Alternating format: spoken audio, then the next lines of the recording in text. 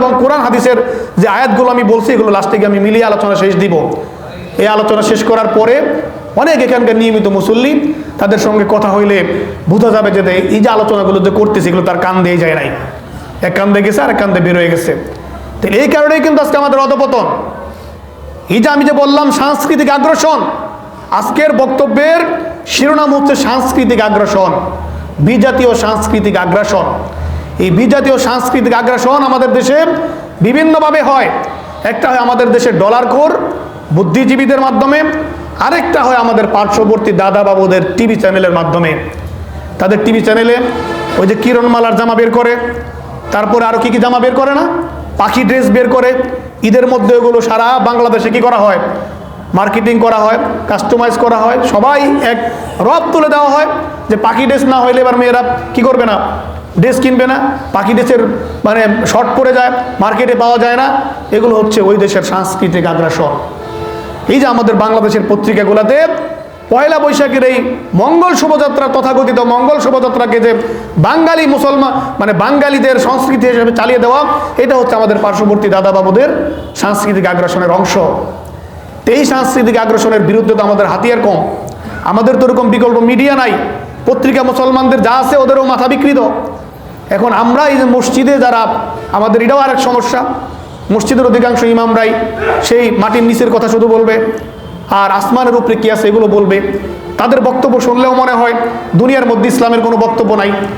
মানে আমাদের দেশের এই যে তাবলিগের ভাইয়েরা, মনে কষ্ট নিয়েন না, এটা আমাদের জন্য দুঃখজনক। তাবলিগের ভাইয়েরা আছেন, আমাদের দেশের অনেক ইমামরা এখন পর্যন্ত আছেন, তাদের কথা শুনলে মনে হবে কোরআন এবং হাদিসের মধ্যে দুনিয়া চালানোর কোনো বক্তব্য নাই। মরার পরে কি হবে, আর আসমানে আলমে আর ওয়াহের মধ্যে কি আছিল, শুধু ওইগুলাই কিসসা কাহিনী কোরআনে ভরা। এটা মনে হয় না? কি বলেন? কবর কিভাবে খনন করবেন, তারপরে দাফন কিভাবে করবেন, তারপরে জানাজা কিভাবে পড়বেন, এগুলো অবশ্যই গুরুত্বপূর্ণ। ডেলি ডেলি কি এগুলোই বোঝাইতে হবে মানুষরে? মরার পরে কি করলে আপনার আমল নামায় খালি সোয়াব জমা হবে, ইল্লাল্লাহর জিকির করলে কি সোয়াব হবে, সুবহানাল্লাহ 100 বার বললে কি জিকির হবে, এগুলো তো সব থেকে কম গুরুত্বপূর্ণ কথা। আপনি যদি ফরজ তরক করেন, এই যে হাদিসে আল্লাহ রসুল বলছেন মান তাশাব্বাহা বিকওমিন ফাহুয়া মিনহুম, যেই ব্যক্তি যেই কওমের সঙ্গে সংস্কৃতিতে মিল রাখবে, তার কাজে কর্মের মাধ্যমে যেই কওমের সঙ্গে, যেই ধর্মের মানুষের সঙ্গে তার কাজের মিল থাকবে, মান তাশাব্বাহা বিকওমিন ফাহুয়া মিনহুম, ওই ব্যক্তিটা ওই ধর্মের অনুসারী হিসাবেই গণ্য হবে। নাউজুবিল্লাহ বলেন না একবার।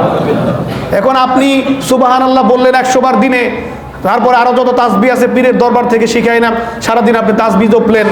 আপনি তো মানে সংস্কৃতিতে আপনার সন্তানে কনসার্টে যায়, আপনার সন্তান মেয়ে কানসাটা বাবরি রাখে, চুল ফুল রাখে না, আপনার মেয়ে জিন্সের প্যান্ট পরে, আপনার মেয়ে এই যে হাতাকাটো জামা পরে বাহিরে বের হয়, আপনার ছেলে রাতের বেলা কোথায় যায় আপনি খোঁজখবর রাখেন না, আর আপনি বাসায় বসে বসে তসবিহ বললে কাজ হবো? আপনি তো হয়ে গেছেন কি ইহুদিদের দালাল, আপনি তো ইহুদি ধর্মাবলম্বী হয়ে গেছেন। আপনি হিন্দুয়ানা সংস্কৃতি পয়লা বৈশাখের দিন মঙ্গল শোভাযাত্রায় গেছেন, আপনি তাদের সঙ্গে মিলে গেলেন। আল্লাহ রসুলের হাদিস বলল মান তাশাব্বাহা বিকওমিন ফাহুয়া মিনহুম, আপনি তাদের সঙ্গে হয়ে গেছেন, তাদের অন্তর্ভুক্ত হয়ে গেছেন। আপনি সুবহানাল্লাহ বললে কোনো লাভ হবে? ইমান ছাড়া সুবহানাল্লাহ বললে, নামাজ পড়লে, তাসবিহ পড়লে ওইগুলা কোনো কাজে লাগবে? আর আমাদের দেশের আলেম ওলামারা ওই সুবহানাল্লাহ তাসবিহ নিয়েই বেশি ওয়াজ করে। ইমানটা সঠিক রাখার জন্য যে দুনিয়াতে তার কাজে কর্মের ভিতরে এগুলো প্রমাণ করতে হবে সে মুসলমান, এই ওয়াজ কম হয়, এগুলো নিয়ে পড়াশোনাই করে না। এটা হচ্ছে এক ব্যাপার। তারপর ইসলামিক যত লাইন আছে, তাবলিগের কথা বললাম, তারপরে পীর মুরিদির কথা বললাম, সব জায়গায় দেখবেন যে খালি সুবহানাল্লাহ সকালবেলা একবার, বিকেলবেলা আরেকটা তাসবিহ, এগুলো পড়লে মুক্তি। এত সহজ নাকি মুক্তি? কি মনে করেন এত সহজ মুক্তি? আপনি সুদ খাইবেন দিনে 14 বার করে, আপনি মিথ্যা কথা বলবেন দিনে 10 বার করে, আপনি নামাজ পড়বেন না ঠিক মতো সময় মতো, আপনি আপনার ছেলে মেয়ে সন্তান যারা আছে তাদেরকে দিনের পথে চালাইবেন না, আর আপনি সকালবেলা আর বিকালবেলা পীরের দরবারের যে সবক আছে এটা পড়লে আপনি মুক্তি পেয়ে যাবেন।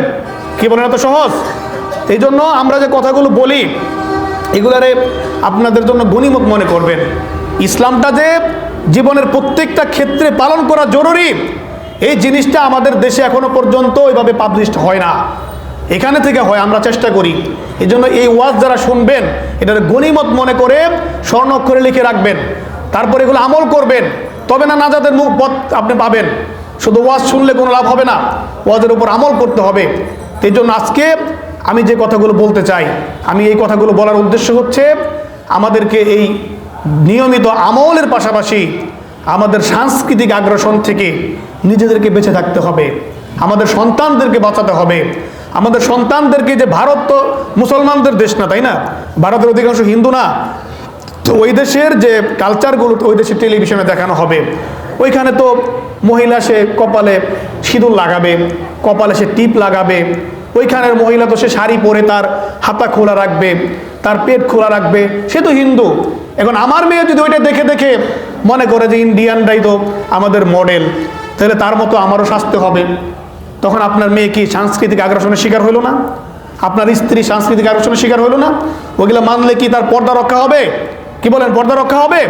তাহলে আপনার দায়িত্ব হচ্ছে আপনার মুসলমান সন্তানকে, আপনার মুসলিম স্ত্রীকে কোরআনের প্রথম যে ফরজ বিধান নারীর জন্য পর্দা, সেইটা পালন করানোর মতো শিক্ষা দেওয়া। আপনি টেলিভিশন থেকে সে শিক্ষা নিল যে সে এইভাবে জিন্সের প্যান্ট পরবে।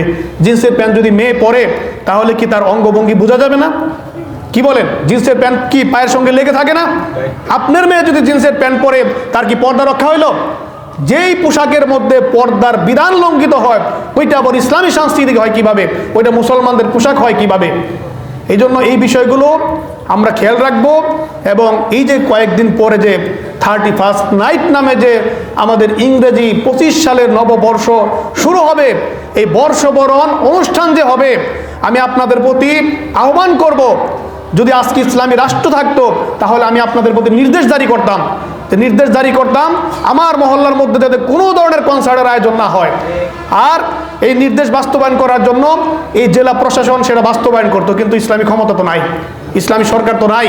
এই জন্য আমি আপনাদেরকে আহ্বান করতে চাই, আপনাদেরকে অনুরোধ করতে চাই যে আপনারা যার যতটুকু সামর্থ্য আছে, যারা বাসার মালিক আছেন, যারা বিভিন্ন জায়গায় কোম্পানির ম্যানেজার, যারা বিভিন্ন ব্যবসা প্রতিষ্ঠানের মালিক, তারা আপনাদের কর্মচারীদেরকে, আপনাদের অধীনস্থদেরকে, বাড়ির মালিক যারা আছে তারা আপনাদের ভাড়াটিয়াদেরকে আপনারা চেষ্টা করবেন, নির্দেশ দিবেন কোনো অবস্থাতেই যাতে আতশবাজি, তারপরে কনসার্ট, এই ধরনের কোনো অশ্লীলতা, বেহায়াপনা, ইসলাম বিদ্বেষী কোনো ধরনের আয়োজন